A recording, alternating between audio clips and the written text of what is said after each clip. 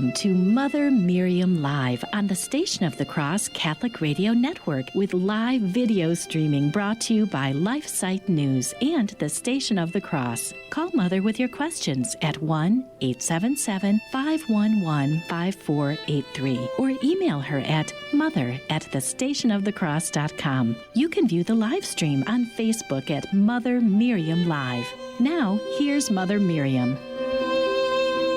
Good morning, beloved. How are you? How are you this day? I pray that you're doing well. And I know many of you are struggling because you are, especially if you have little ones at home, you're trying to figure out what to do about the public schools, even many of the Catholic schools, how to homeschool your children. And, as Our Lady told Lucia, that the final battle will be for marriage and the family. And so that is why the family is being so destroyed. It is the target. If you destroy the family, you destroy the church. If you destroy the family, there's no vocations. There's no vocations, there's no priesthood. If there's no priesthood, there's no church. And that has been the enemy's plan from the Garden of Eden, the Garden of Eden on, to destroy the people of God. And he's tried in every way, and he's, I think, got all his guns out now in full force, 24/7. And someone once wrote that the demons always do the work of their father. And of course, their father is the father of lies, the devil. And so we need to fight. And the scriptures tell us that the battle is the Lord's, it's not ours.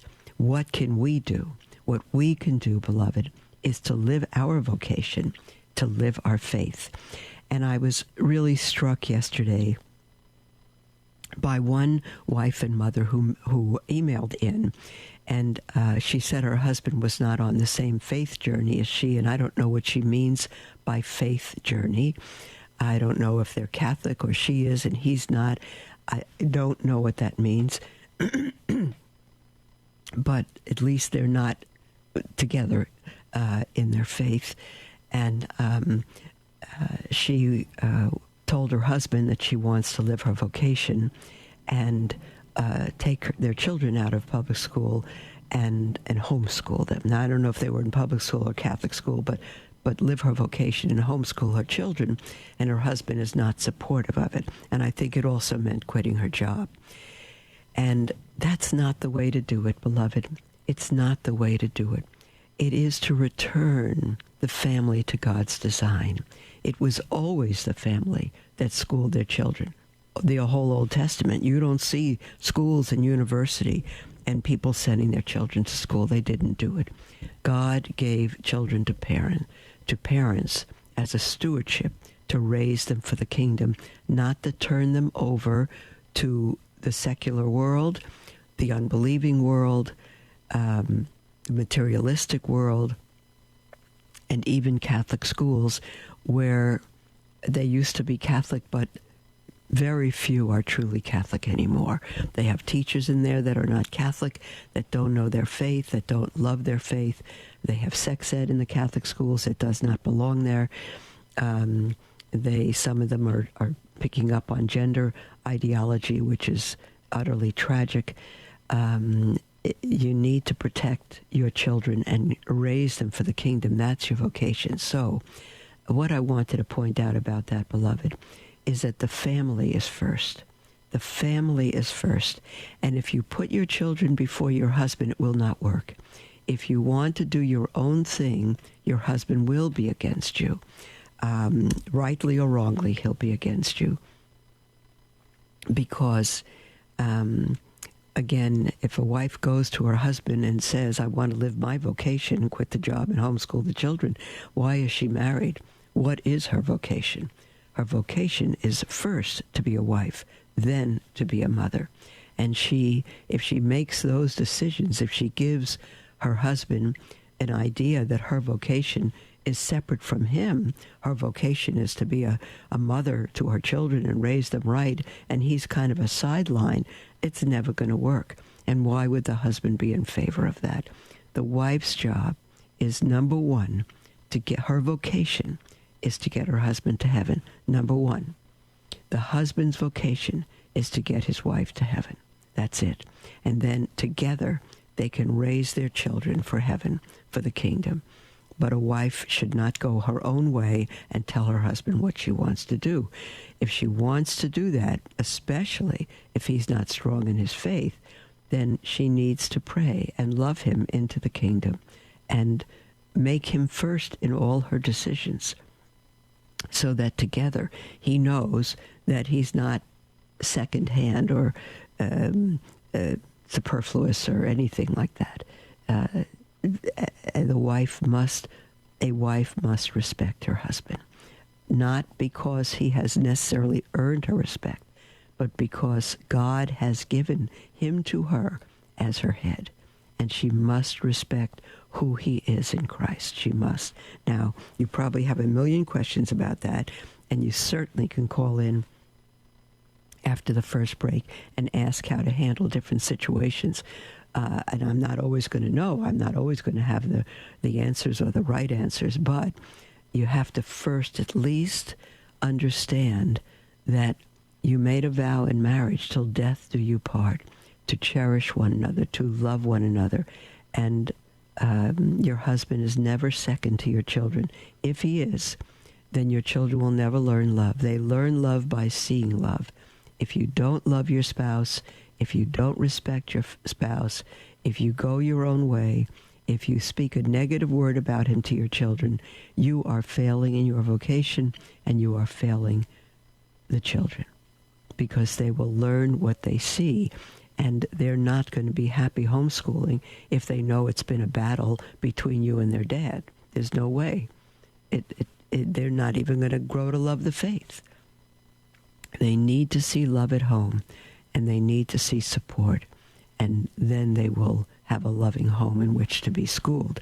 So nothing comes before your vocation, beloved. Same with me. If I put anything before my vocation, then I am failing God. I am failing God, and failing my family or my community, or whatever it may be. So I'm going to go now and pick up where we were in Frank Sheed's book of Society and Sanity. And the reason that I want to do this, even though it's a little confusing just coming in at where we left off the day before, but the focus of the book is society and sanity. Sanity is seeing what is, seeing the truth. And right now our society is fairly insane, because it does not see the truth. It does not see the truth about God. It does not see the truth about who it is in relation to God. It is not sane. All you need to do is listen to one presidential debate, and you will hear insanity. You will hear insanity. All these plans for America, all these plans for the population, and they have nothing to do with the population, because they don't know what man is. And that is what socialism and all those isms, they don't know what the human being is.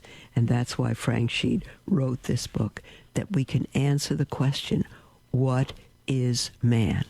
What is man? So if your children come and say to you, Mom, what are we? What are we? What are we? And you say, well, you're human beings. Well, what is that? Well, you're a man, you're a woman. Well, what is that? What is a man? What is a person? A person is a living being with two arms and reason and thoughts and legs and everything that God created. But what is he? What am I? Why am I here? For what purpose? Because all the programs that the government's plan has nothing to do with raising us up to God, and has nothing to do with the purpose for which God made us. So how will we ever be happy? How will we ever fulfill our purpose on earth? How will we ever have a reason to live in our heart, so that matters above all our sorrows, all our tragedies, all our circumstances? If we have in our heart the very reason for our existence, nothing could kill that. Nothing could destroy it. Nothing could take it from us. Nothing and no one. That's what we need, beloved. So I'm going to continue because Frank Sheet is going to tell us exactly what we are and why we are. And he said, as we pick up from where we were yesterday, which is a little difficult, I know, but I'm going to go on because if I keep rereading every day, we'll never get through the book. So, and I don't know that we'll get through the whole book. We'll continue for now. Frank Sheet says, I have said that men range themselves behind the one answer or the other, but not in equal proportions. I think, now what's the one answer or the other? That's what we have to go back to see. Oh dear. This section began by saying it is equally part of the evidence that man is not the cause even of himself, much less of the universe. Man did not make himself, and man did not make the universe in which he finds himself. And so it's a great simplification at the moment, leading to enormous complications later, to ignore these vast and obvious facts and start with man and the universe as we find them. You see, we started with God that way. In the beginning, God created. That just assumes God in the beginning. Well, who made God? Where did God come from? And we're going to learn that no one made him, that he is God, but we didn't exist. So where do we come from? And there's different answers proposed, and that's why Frank Sheet says, I've said that men range themselves behind one answer or the other, but not in equal proportions. I think it is fair to say that in some form or other, the theistic answer is the one that human reasoning, using the term to mean the actual thinking of the race, has given. And reason, using the term now to mean the mind working by the strictest logic, gives the same answer.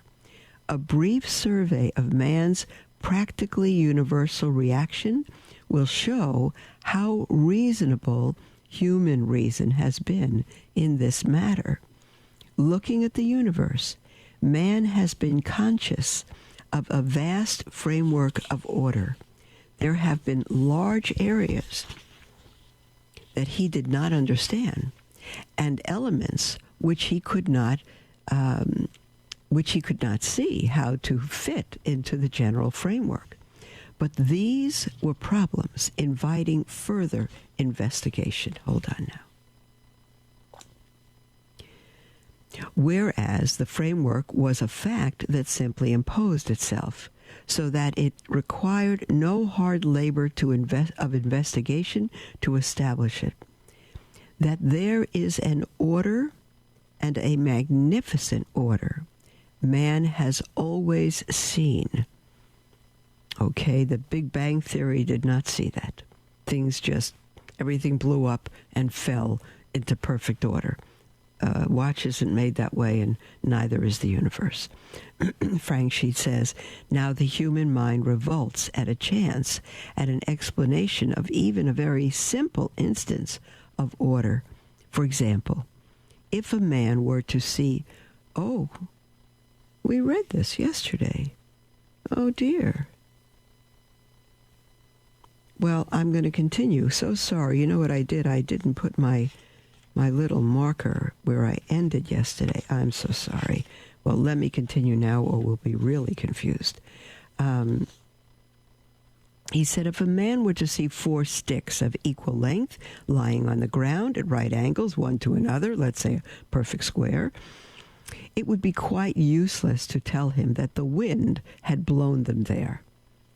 When Robinson Crusoe saw the sand shaped into a human footprint, he knew that a man had walked there.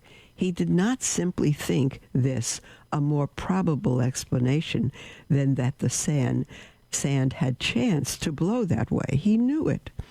Faced with the immeasurably complex order of the universe, man has regarded it as obvious that it must have been produced by a mind and a will.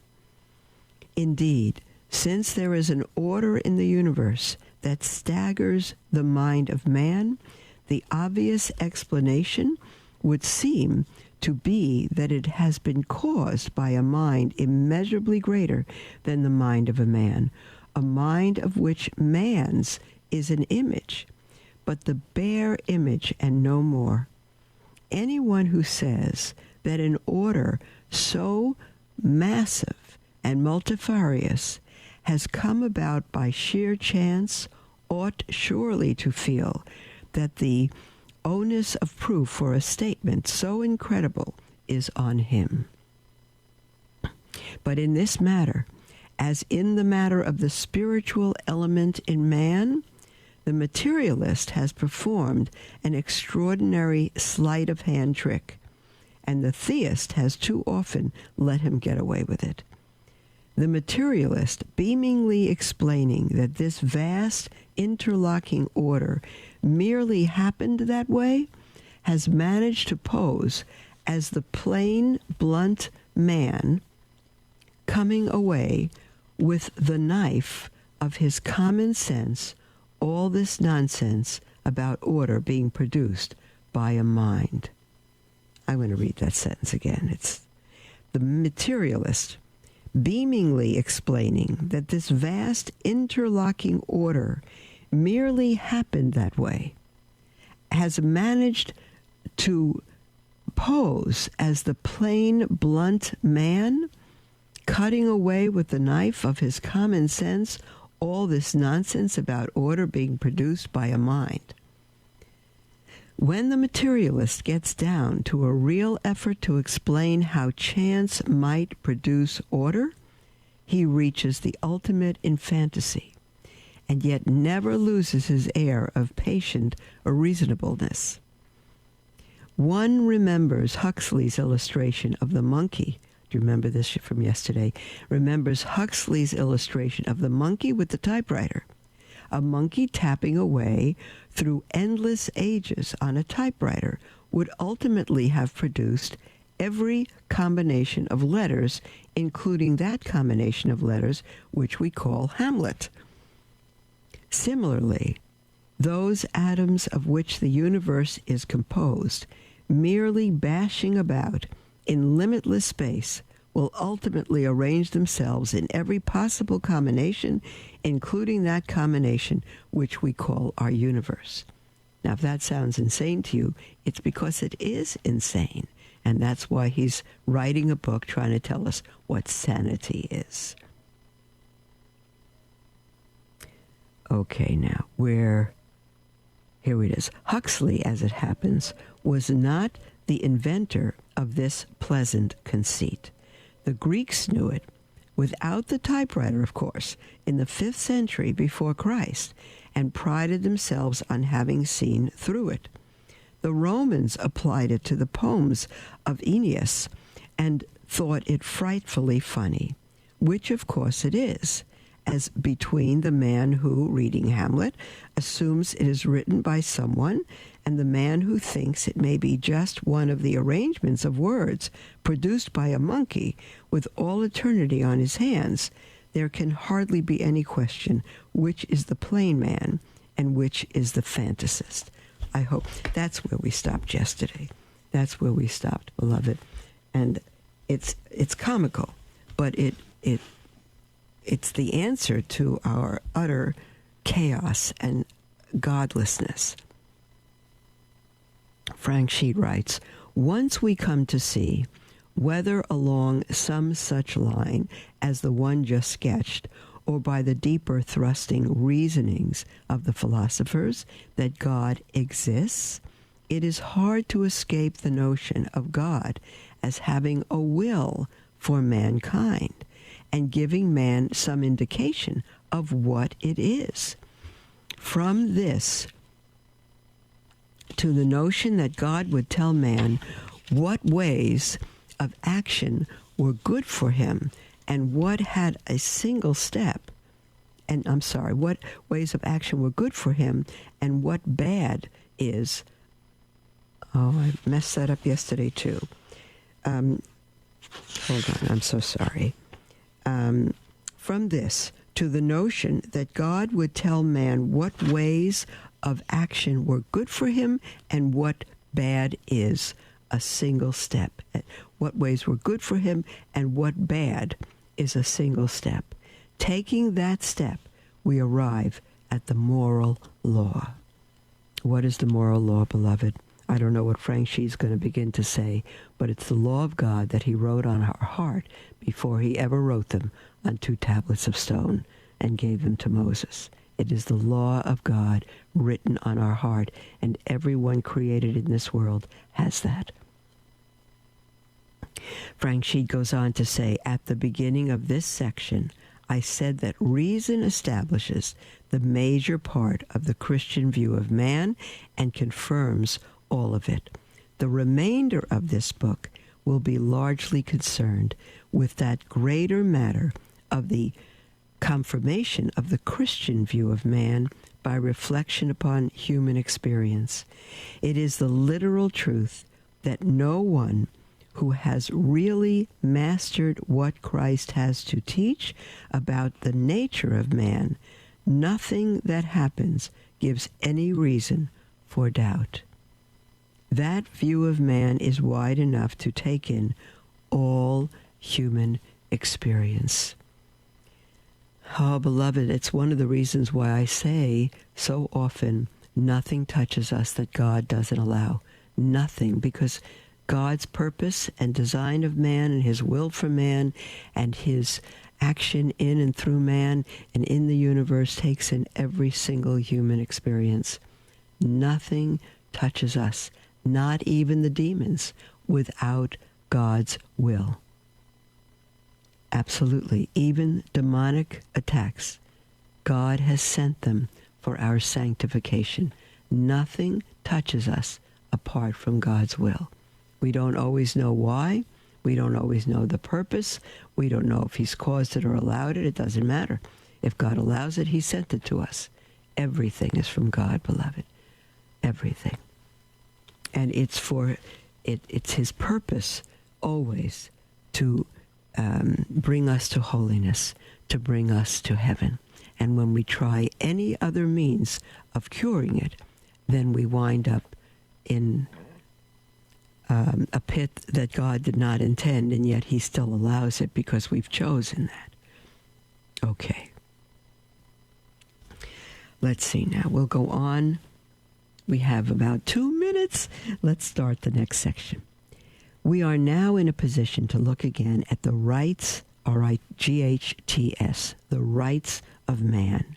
We know now that he has rights, real rights, not merely concessions, for they are rooted not in society's notion of the best way to treat its members, but in the nature God gave him. Oh, I wish you had that confidence, beloved. God has made you for himself. God has willed that you be with him forever in heaven, that you be holy, that you be a saint. God has willed all of that, and everything, your rights, are rooted in God's will for you, who made you a particular kind of being. He wants him, man, to be treated accordingly by others and himself. Men, says America's Declaration of Independence, are endowed by their Creator with certain unalienable rights. And we begin to see what their rights are. They are endowed with those rights, beloved. And when we turn from God, we turn from those rights, and we begin to take in everything that is degraded and debauched and a lie. The devil is the father of lies, and we believe that. Frank Sheed says, we have seen that the first of the rights of man is to be treated as what he is. And by now we know what he is. He has the right to act as what he is, to move toward the goal for which he has been made. The order of reality is affronted if any one of these rights is denied. We will begin with that paragraph tomorrow. That's so important, beloved. So many people have grown up in an abusive home, dysfunctional home. They're treated as objects, as animals. It's tremendously, tremendously tragic. So the object now of your life is to get to know God, who made you for himself, so you can know who you are and what you are, and stop depending upon what others think of you, to have that confidence in yourself as God's creation of love. There's the music for our break, beloved. Call in with anything on your heart, toll free, 1-877-511-5483. We'll be right back. At iCatholic Radio, we're blessed to bring you the good news of Jesus Christ through the latest of technology. But don't rely on just one of your mobile devices for listening to iCatholic Radio. Download our free app to all your Android and Apple mobile devices, ensuring you'll never miss a show. That's iCatholic Radio. Great Catholic programming available for download through the Google Play and iTunes Store.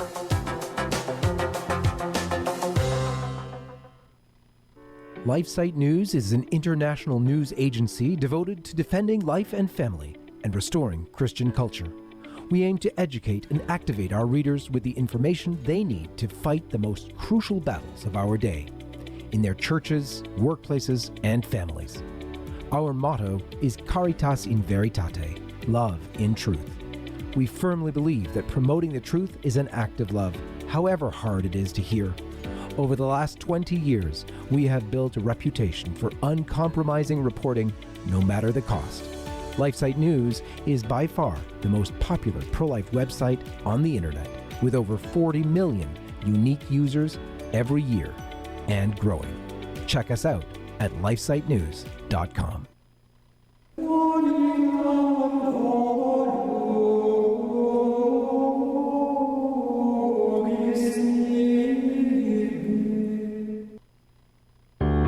This is Father Jacek Mazer. Please join me in a prayer honoring St. Thomas Becket. O God, for the sake of whose church the glorious Bishop Thomas fell by the sword of ungodly men, grant that all who implore his aid may obtain the good fruit of his petition, through our Lord Jesus Christ, who lives and reigns with you in the unity of the Holy Spirit, forever and ever. Amen.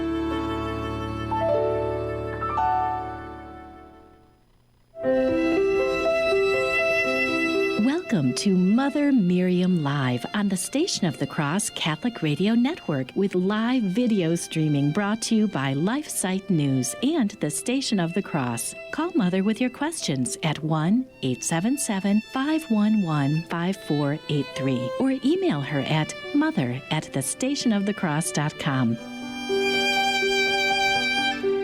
Welcome back, beloved, to Mother Miriam Live. I'm thrilled to be with you. I always tell you that this is my favorite half of the program, to be speaking with you with any questions you have, emails or text.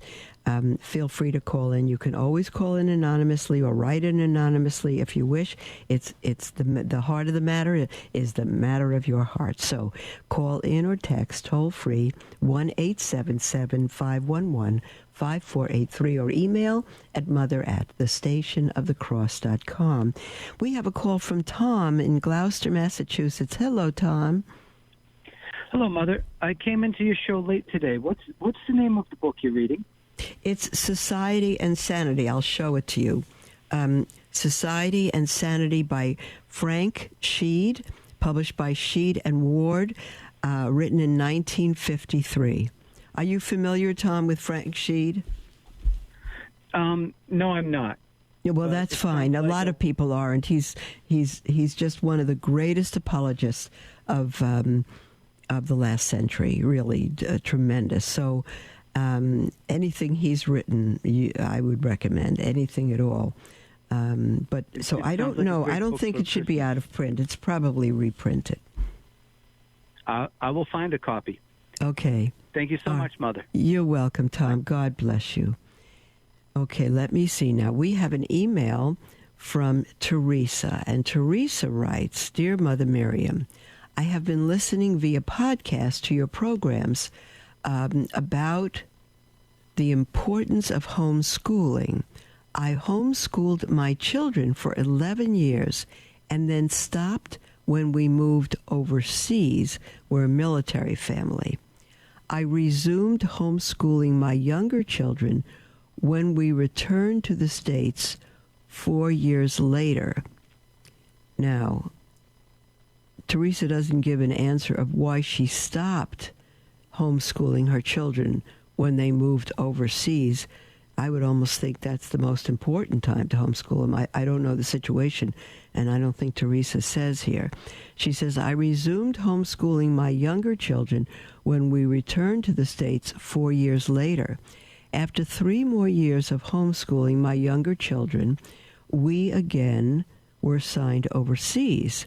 I put my children back into our military-based schools, and now my 13-year-old daughter has changed into a different person, probably due to negative influences at schools. I tell you, Teresa, you haven't put a reason why you stopped homeschooling or put your children into military school.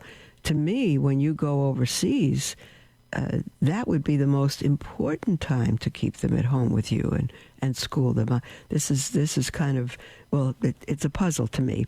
And Teresa goes on to say, her grades are excellent, but she has openly rejected our Catholic faith and is hostile to her father and to me. After listening to your program, I feel compelled to homeschool again, but she has told me that if I try, she will be so horrible that I will have to put her back in school. I am at the end of my rope with constantly punishing her behavior, and am afraid to homeschool her again because she will make her home an unhealthy learning environment for the other children. What can I do to change this dynamic and bring my children back home? Well, Teresa, you haven't given a reason for putting them in, for stopping homeschooling them, but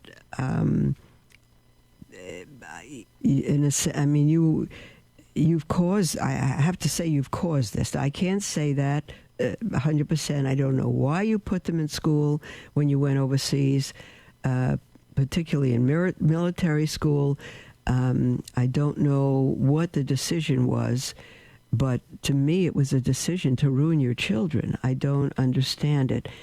I would want you to call in or send another email and explain the situation, because it's almost a deliberate path to ruin your children.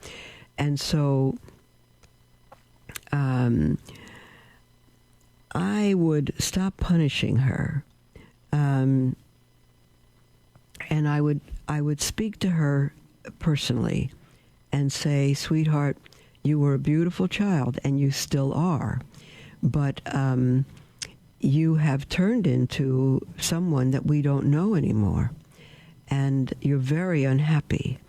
And the reason I want to homeschool you again is because military school, or whatever the other schooling we've given you, has turned you into a little monster.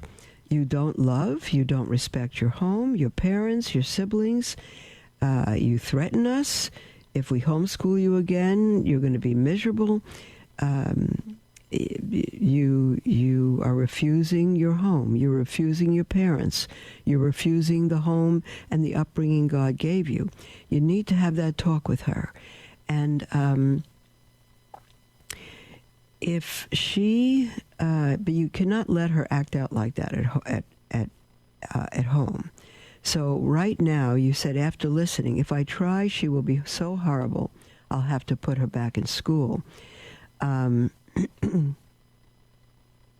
would say to her, if you are so sure that you are mature enough and old enough and that we should allow you in public school, you're going to have to show us by how you act at home. Because when we were homeschooling, you were a beautiful little girl. You've turned into a disrespectful, unattractive young lady. And if you're so sure that this is better for you than homeschooling, you're going to have to show that to us.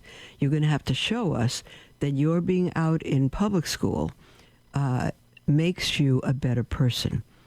If you reject the Catholic faith, that's going to be your choice. To reject God is your choice. But as long as you are home with us, sweetheart, you will go to Sunday Mass with us. You will respect your mother and father. And if you cannot, then you have shown us that you cannot handle public school, because you are miserable at home and you are disrespectful and you threaten, and it can't happen. So if you want to stay in public school, show us that that is truly going to make you a more perfect, a more loving, a more respectful person. And let her show that to you. Let her show that to you. But under no means let her threaten you or act so that you regret her being at home. Don't let that happen. Whoever is disrespectful in your home, they need to be put into a juvenile detention center. If you cannot control them, something has to happen. Take her to a psychologist. There might be medication that could help. I don't know the root of all this, except that you took her out of homeschooling and put her in foreign, secular, military schools. So, Teresa, I can't go further with this, but give a call in or write a more complete email if we could help you further. Beloved, we'll be right back after this break.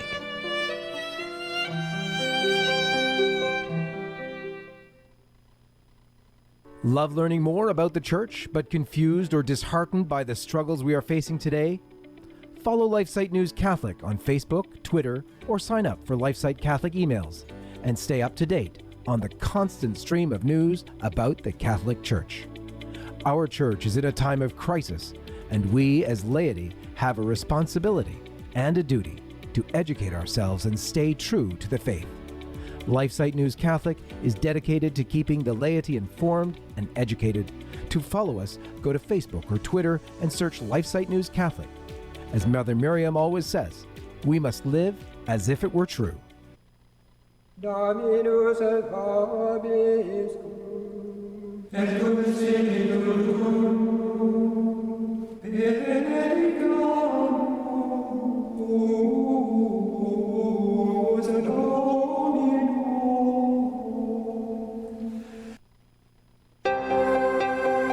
Users of iCatholic Radio are leaving inspiring reviews in the iTunes and Google Play stores. Emilia says, iCatholic Radio is the only radio station I listen to. It's my constant companion whether I'm in my car or walking. It's a good way to learn and to deepen my understanding about my faith. It's a source of reliable information of which we badly need in our culture. I encourage everyone to listen and support iCatholic Radio as a gateway to heaven. Another reviewer writes, at last, a radio station worth listening to. Thank you, I love it. And Deepak writes, a Catholic media treasure trove, spiritually uplifting and fun.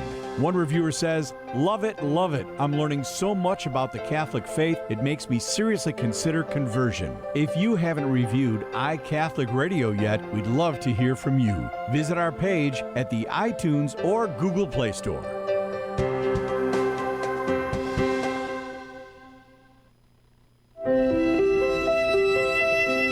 Welcome to Mother Miriam Live on the Station of the Cross Catholic Radio Network with live video streaming brought to you by LifeSite News and the Station of the Cross. Call Mother with your questions at 1-877-511-5483 or email her at mother@thestationofthecross.com. Welcome back to Mother Miriam Live, beloved. And this is our last portion of the program for today. We've got a good 15 plus minutes, so I invite you to call in with anything on your heart. 1-877-511-5483. I almost messed that up. 1-877-511-5483 or email at mother@thestationofthecross.com. Okay. We have someone on the line calling in anonymously. Are you there, dear one? Yes, I am, Mother. Hi. Good morning. Good morning. Did you call in yesterday and I asked you to call back again today? It was the end of the program? Yes. I thought so. Yes, I thought so. Go ahead with your question. Okay, well, I'm a homeschool mom. I have an infant and a couple other children up through high school. Wow, beautiful. I have been, oh, thank you, Mother. I've been faced with a very serious problem in my community, and I'm not sure how to balance the two things with regards to how to balance them. It's hard to explain. What are the two things you need to balance? Homeschooling, being a wife and mother, and battling, how do I put this, rainbow mafia perverting the minds of children in my community here. LifeSite News has covered my story for, since 2017. Wow. It's been very heart-wrenching, and just last night I learned that my GOP officials have decided to fund more money for this depraved events, very controversial events, to quote them. So I'm very distressed because, to really put it very sadly, my Catholic community here, my Catholic leaders, and I could cry over this, has chosen to support the First Amendment, freedom of speech, over the safety of children. So I can't lean on any Catholic men in this community because they've already risen up to support the pervert. Absolutely tragic. How is it directly affecting your family at the moment? Well, it's not. I mean, it directly affects me because it's my tax dollars being used for. Because it's your. Yeah, I understand that. And how about how it might be affecting your family directly? Well, my involvement, I guess, of trying to be the person to try to stop it, but in any other way, no. Okay, that's what I want to. Do you have a husband at home? Library? Yes, all right. I do. And where is he with all this? He's been supportive. Only supportive, but he's not in the fight with you. No, that's right. Does he disagree, or he's just not a fighter? He agrees with me. He just doesn't think, he thinks it's a waste of time because the culture's already pretty much, unsavable, and that it's like. Does he think you should? I'm going to cut you off a little bit, sweetheart, because I know you could go on with this abominable situation forever, but does your husband? Is he supportive of your fighting it? I'm not asking that now. I know he agrees, but he's kind of, it's the way it is, so to speak. Does he support your doing this, your protesting, your fighting it, the way you're doing it? Yes. He does. Okay. Now, when you married your husband, what did you understand was your vocation? To be a wife, to just, to number to one, be a good wife. To be a good wife, and then secondly, to be a good mother, right? Yes. And do you believe that's the vocation God gave you? Yes? Yes. Yes. Absolutely. Right. Do you think in this evil world that God has brought another vocation to you so that your motherhood and your wifehood are compromised? At times, well, I get so passionate about. I know that. I understand. I hear it, and I love you for it. But do you believe God has brought this situation to your attention in your life, and you feel this passion about it, so that your vocation as a wife and mother would be compromised? Well, I don't think God would do that. I don't think he'd want me to compromise my first vocation to my husband and my children. But I was thinking that, and that's why I was calling you, because I thought maybe I was justifying my outside activities a little too much. Well, I think so, because you're talking about how to balance, and you can only balance what God has given you. Mm-hmm. If you add to the vocation God has given you, then you are failing that vocation. And that's what the enemy would want you to do. If you're sure that God has brought this to you, I know how you feel about it, and you're right, but it's the enemy's tactic also to have us function on our emotions. If God has brought you the vocation of wife and motherhood, if you need to balance that with anything else, and you're not sure God has brought you that other thing to do, then you're abandoning your vocation in that measure. So how can I be sure then if God brought it to me? I don't know how to be sure of that. How were you sure to marry this man? How were you sure that God called you to be a wife and a mother? In hindsight, I can say it, but at the moment, I wasn't. I didn't know. I just went of course. with it. Got it. And that's how I became a religious. We learn more in hindsight. But you were at peace, and you felt this is right before God. This is what's, you didn't do anything that caused you stress or that would upset your life by it, right? You went for it. This is upsetting your life.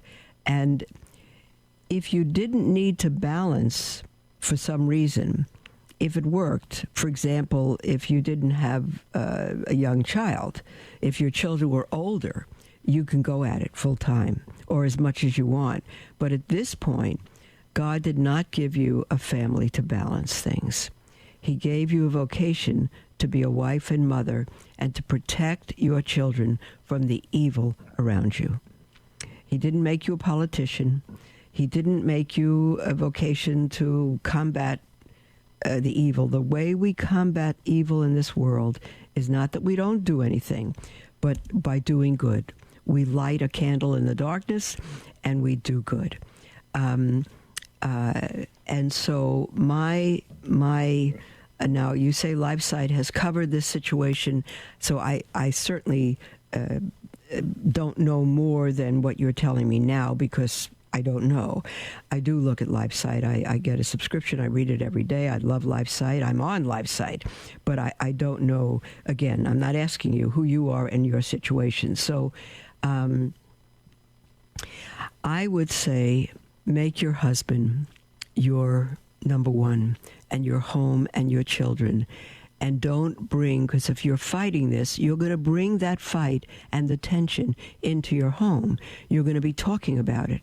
And your children are going to grow up having this evil poured into the home, instead of the dinner conversation being on our Lord and the saints. Mm-hmm. You see? Well, thank you so much, Mother. It'll affect your whole family. There's no question. So how do you fight it? You fight it by raising your children to be saints. You fight it by putting your husband first in all things. And you fight it by your voting. You absolutely must vote for people. That's our religious responsibility. You sign petitions, as they're sent to you, that kind of thing. But don't make your home a battleground by what you're bringing into it. Thank you, Mother. Okay. When they get older, God leads you. You could probably do more, but I would not have that conversation go. How young is your youngest one? 2 months. No way. Bring none of that into the home. Absolutely none. Raise your home as if you're living in the middle of Kansas or someplace where there's only morality. They're young, where there's only God. It's what happens when mothers homeschool. The mothers are afraid, if I homeschool my children, they won't be socialized. Well, that's a good thing in this world. They won't be unbalanced. They just won't be affected by the evil of this world to that degree. Thank you, Mother. God bless you. You too, sweetheart. Okay, let me just see now. What do we have? We have a an email on Facebook from Michael. Oh dear, I keep getting little pop-ups here. I'm so sorry. Okay, hold on now. I'm going to read it. Michael says, I have listened to a few of your shows. It is clear that we are undergoing a truly terrible time in the church and the world. The storm is gathering. No doubt a time of persecution is brewing. I am British. I live in Portugal. I think I answered this yesterday, but I'll go through it again. I am British. I live in Portugal. I moved here to be closer to Fatima, the Tridentine Mass, and my roots, my father is Portuguese. Here in Portugal, the whole LGBTQ demonic movement does not seem as big as everywhere else, especially in my native Britain. Nevertheless, we are seeing that it is slowly encroaching here in the large cities. Hold on now. My screen just... Hold on a second. Okay. Michael says, I hold on to the hope in Our Lady's promise that, quote, in Portugal the dogma of the faith will always be preserved, end quote. My parents are lapsed, but my sister has returned to the traditional faith. However, her husband is lapsed. My sister wants to homeschool her children. I'm willing to actively help her. Their first child is due any day now. Her husband supports her in this because he does not want his children taught homosexuality in school. They will be joining us in Portugal soon. I also believe that we who wish to keep our faith must try to detach from the world as much as possible. We are planning to homestead and grow as much of our food as possible. Do you have any further suggestions or tips for us? He or she says, I am single. I pray the traditional Benedictine office, accept matins and the whole rosary every day. This has been the bedrock of my prayer spiritual life for years now.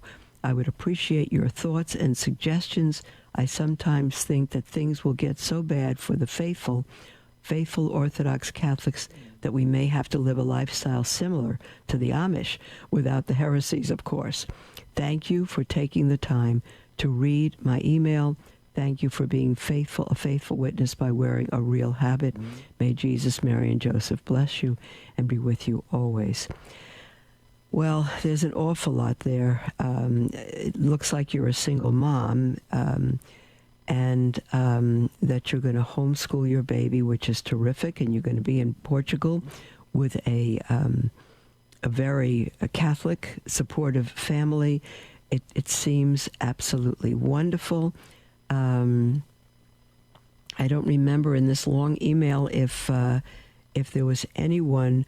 Oh, you say my parents are lapsed. My sister's returned to the traditional.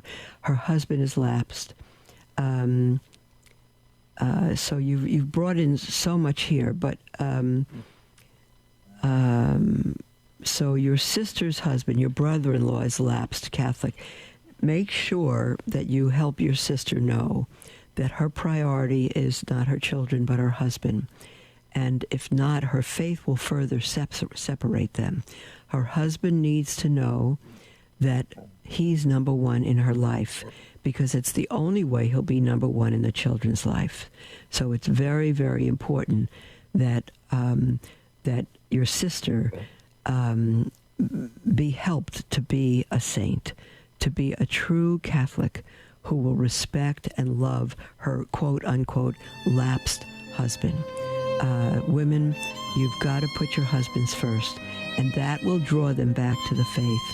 And your husbands need to know, or your wives need to know, that if they never become Catholic, you will not love them less, and if they become Catholic, you won't love them more.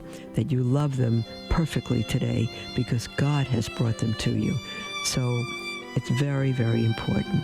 Okay, live your faith with all you've got, Michael, and help your sister to do that too. God bless all of you, and we'll speak with you in the morning.